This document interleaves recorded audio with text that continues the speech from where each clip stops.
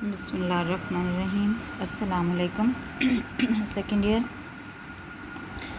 آج ہم یہاں سے کریں گے، یہ قائد اعظم محمد علی جناح ہے۔ قائد اعظم کا جو ہے وہ بیچ میں جو کردار ہے وہ آ چکا ہے یہاں تک یہ تشکیل پاکستان میں۔ تو کہہ رہے ہیں جو ایک طرف سیاسی بات چیت میں انگریزی حکومت اور کانگریسی لیڈروں کے ساتھ پورے اترے، اور دوسری طرف اپنی لاجواب شخصیت کے بل بوتے پر ایک پراگندہ اقلیت کو ایک مستقل قوم بنانے میں نمایاں طور پر کامیاب ہوئے۔ یہ دراصل قائد اعظم کی جو ہے وہ تعریف کر رہے ہیں کہ ان کے اندر قابلیت کتنی تھی، وہ کیسے جو ہے وہ لیڈر تھے۔ کہہ رہے ہیں ایک طرف ان کے اندر سیاسی جو ہے وہ بات چیت کرنے کی بھی اہلیت موجود تھی، جو وہ انگریز حکومت کی آنکھوں میں آنکھیں ڈال کر جو ہے وہ بات کر سکتے تھے۔ تو دوسری طرف کانگریس کے جو لیڈر تھے ان کو بھی ان کے ساتھ بھی پورا اترے، یعنی ان کی چالاکیاں، ان کی جو تھیں ایک طرح کی جو وہ شاطر تھے، ان کو بھی جواب دینے میں وہ اپنی شخصیت جو ہے اس کی جو خوبیاں تھیں ان میں وہ ان خوبیوں کو بروئے کار لاتے ہوئے جو ہے انہوں نے ان تمام مسائل کا اور ان دونوں قوموں کا، کانگریس کا اور انگریز کا مقابلہ کیا، اور ایک پراگندہ کہتے ہیں بکھری ہوئی جو اقلیت تھی اس وقت، یعنی مسلمان قوم، ان کو کیا کیا، ان کو مستقل قوم بنانے میں اور نمایاں طور پر ابھارنے میں کامیاب ہوئے۔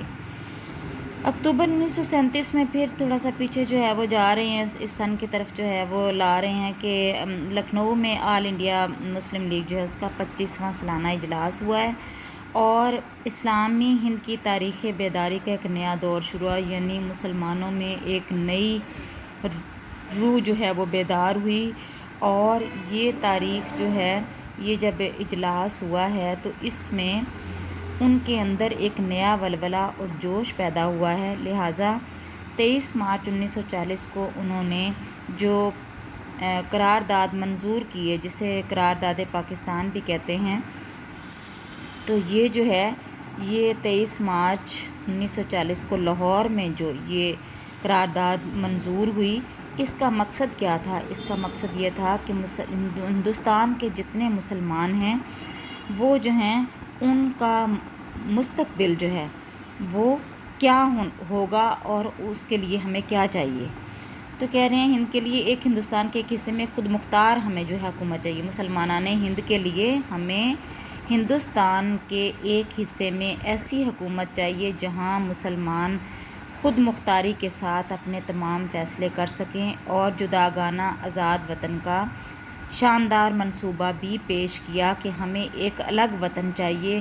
ہم بر صغیر جو ہے اس میں مسلمان ایک جو ہے وہ اقلیت نہیں بلکہ ایک قوم ہیں، اور ان کو رہنے کے لیے، ان کو اپنی زندگی گزارنے کے لیے ایک الگ جو ہے وہ خطہ ارض کی ضرورت ہے۔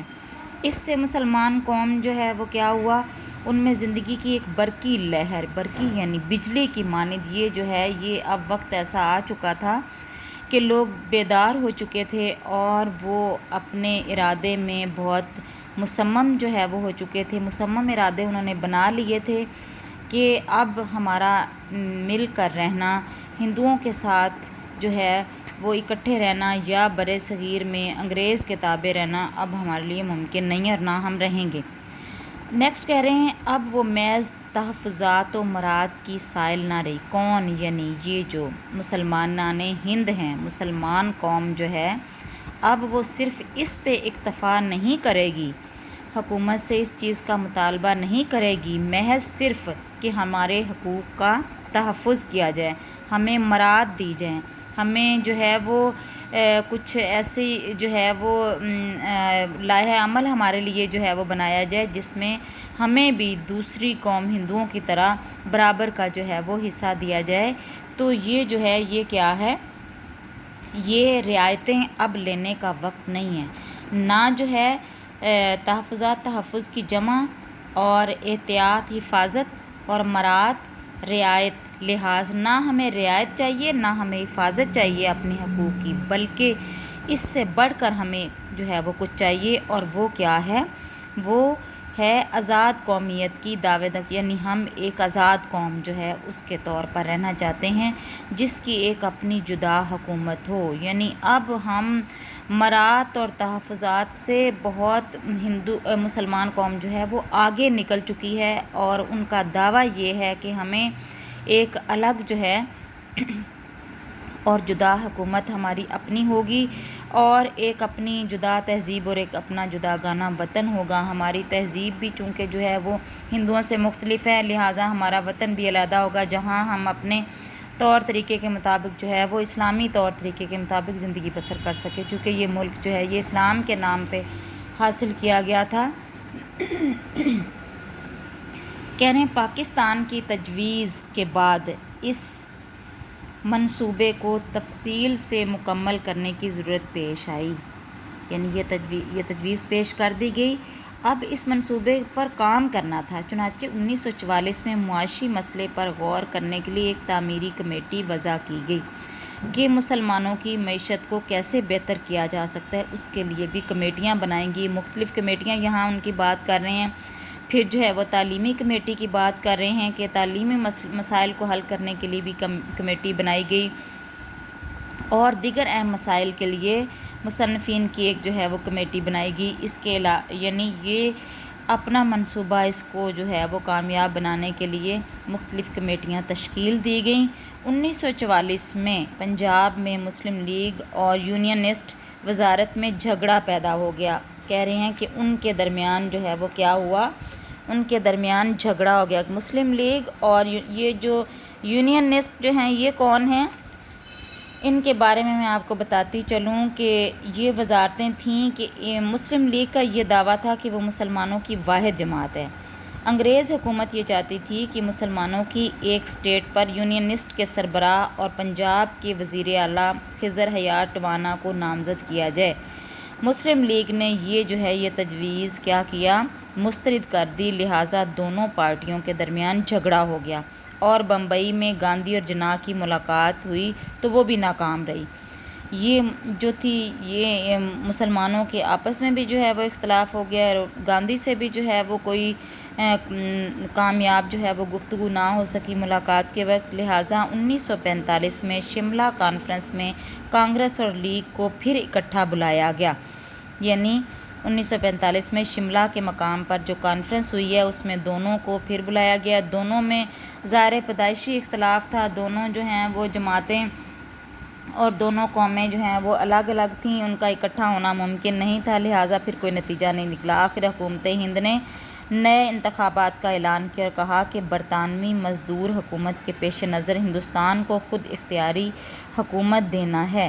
یعنی انہوں نے یہ فیصلہ کیا کہ انتخابات کرائے جائیں، اور مزدور حکومت لیبر پارٹی جو اس وقت برسر اقتدار تھی برطانیہ کی، اس کی نظر میں اب بہترین حل یہ تھا کہ حکومت جو ہے وہ یہاں ان کو جو ہے وہ سونپ دی جائے، یہ مسلمانوں کو اور ہندوؤں کو۔ نئے انتخابات میں جو 1945 اور 46 کے موسم سرما و بہار میں ہوئے، ہندوؤں میں کانگریس اور مسلمانوں میں مسلم لیگ پورے طور پر کامیاب ہو گئی، یعنی دونوں جماعتیں واضح طور پر انہوں نے جو ہے وہ کامیابی حاصل کر لی۔ اتنے میں برطانوی حکومت نے 1946 میں پہلے ایک وفد کو اور پھر ایک وزارتی مشن کو ہندوستان بھیجا۔ یہ مختلف ادوار میں مشن جو ہیں وہ آتے رہے ہیں، وفد آتے رہے ہیں کہ یہاں کے حالات کو سلجھایا جائے۔ یہ وفد جو آیا ہے وزارتی مشن کے لیے، اس کا مقصد بھی سیاسی گتی کو سلجھانا تھا، یعنی مسائل جو ہیں ان کو حل کرنا تھا، لیکن ممکن نہیں ہو رہے تھے۔ انگریز حکومت سے بھی یہ مسائل جو ہیں یہ حل نہیں ہو رہے تھے، کیونکہ حالات ایسے بن گئے تھے کہ دونوں قومیں جو ہیں وہ آزادی چاہتی تھیں، اور ہندوستان جو ہے اس کو ایک جو ہے وہ آزاد مملکت کے طور پر دونوں اپنا اپنا جو ہے وہ الگ سے نظام اور اس کے مطابق جو ہے وہ زندگی بسر کرنا چاہتے تھے، لہٰذا یہ وفد جو ہے یہ بھی کیا ہوا؟ یہ بھی ناکام ہو گیا۔ اور پھر کیا ہوا کہ مشن نے ہندوستان کی حکومت کے لیے ایک نئی اسکیم پیش کی، لیکن مشن کی کانگریس نواز پالیسی سے ناراض ہو کر مسلم لیگ نے اس اسکیم کو ٹھکرا دیا۔ شروع سے ہی جو ہے وہ کانگریس کو تو نوازا جاتا رہا.